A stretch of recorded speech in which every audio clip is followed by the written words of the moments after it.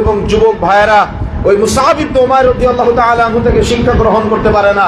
তাদের আদর্শ হলো মেসি, তাদের আদর্শ হলো নেইমার, তাদের আদর্শ হলো অমুক খেলোয়াড়, তাদের আদর্শ হলো অমুক গায়ক, তাদের আদর্শ হলো অমুক গায়িকা, তাদের আদর্শ হলো অমুক দর্শনের সন্তান। যার কারণেই তো অমুকের নামের সাথে নাম মিলিয়ে এই বিভিন্ন বাজারে একজন মুরব্বী দেখলাম জমি বিক্রি করে কত কত কিলোমিটার লম্বা জানি একটা পতাকা বানাইছে, তাই না? আপনারা নিশ্চয়ই দেখেছেন। তাহলে কত অধঃপতন আজকে আমাদের, কত অধঃপতন আপনার সন্তানের, যে অমুসলিমের দেশের পতাকা আপনার সন্তান আপনার বাড়ির ছাদের উপরে ঝুলায়।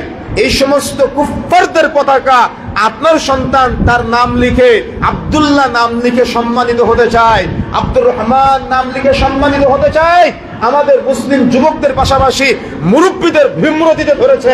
তারা আজকে রাস্তা দিয়ে আস্তে আস্তে দেখলাম বহু জায়গায় আর্জেন্টিনার পতাকার মধ্যে 10-15 জনের ছবি, ব্রাজিলের পতাকার মধ্যে 10-15 জনের ছবি। কেন? ইসলামের পতাকা উড্ডীন করার জন্য কত চিন্তা, কত চেতনা আপনার। আপনার ছেলেটাই দেখা যাচ্ছে ফ্রি ফ্রি প্যালেস্টাইন বলতেছে, কিন্তু সেই প্যালেস্টাইনের আমাদের নির্যাতিত মুসলিম ভাই বোনদের যারা হত্যা করতেছে তাদের জার্সি গায়ে পরে ঘুরে বেড়ায়, তাদের পতাকা আপনার সন্তান আবার বাড়ির উপরে ঝোলায়, তাদের আদর্শে আপনার সন্তান আদর্শিত হয়। তাহলে আপনার সন্তান আজকে কোন চিন্তা লালন করে? আপনার সন্তান কি লক্ষ্য নির্বাচন করতে পেরেছে? আপনার সন্তান কি গন্তব্য নির্বাচন করতে পেরেছে? সে পারে নাই, মিডিয়ার কারণে পথভ্রষ্ট হয়েছে।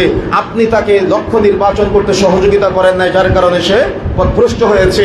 সে সম্মানিত হতে চায় অমুসলিমদের কৃষ্টি কালচার ফলো করার মাধ্যমে, যেখানে পতিতবৃত্তি চলে, যে আন্তর্জাতিক জুয়া খেলার মাধ্যমে পৃথিবীতে লক্ষ লক্ষ কোটি কোটি হাজার হাজার বিলিয়ন ডলার মানুষ শুধু উড়ায়, অপচয় অপব্যয় করে। আপনার সন্তান রাত 3টার সময় জাগ্রত হয়ে তাহাজ্জুদের সালাত আদায় করতে পারে না, কিন্তু আপনার কুলাঙ্গার সন্তান এই রায়পুর বাজারে দেখা যাচ্ছে সে প্রজেক্টর ভাড়ার জন্য 10 টাকা চাঁদা দিয়ে সারা রাত জাগ্রত হয়ে প্রজেক্টরের আয়োজন করে, খিচুড়ির আয়োজন করে, জিলাপির আয়োজন করে, কত খানাদানার আয়োজন করে। আপনার সন্তান তাদের স্টাইলে চুলের কাটিং করে, আপনার সন্তান তাদের স্টাইলে পোশাক বানায়, আপনার সন্তান অমুসলিমদের কৃষ্টি কালচারে সে দাড়ির স্টাইল করে। কেন আজকে অধঃপতন? কারণ আপনার সন্তান গন্তব্য নির্বাচন করতে পারে নাই, যার কারণেই আপনার সন্তান মুহাম্মদ সাল্লাল্লাহু আলাইহি ওয়াসাল্লামকে ভালোবাসে নাই।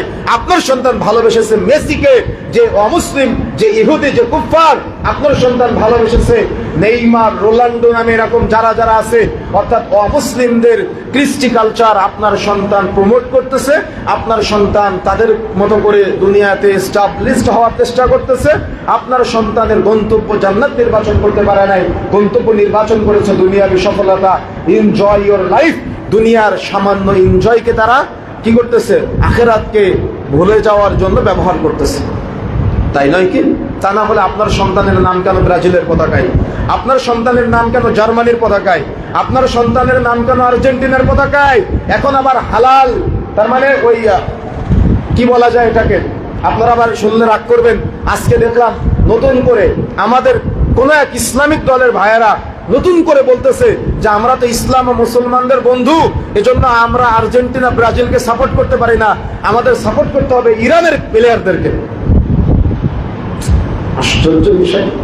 তার মানে আমি কিভাবে বুঝাই আপনাকে যে এই আন্তর্জাতিক জুয়ার সাথে সম্পৃক্ত হয়ে আপনি ইসলাম এবং মুসলিমদের চরম শত্রুদের প্রমোট করার জন্য নিজেকে নিবেদিত প্রাণ কর্মী তৈরি করেছেন শয়তানের অনুসরণ করার মাধ্যমে।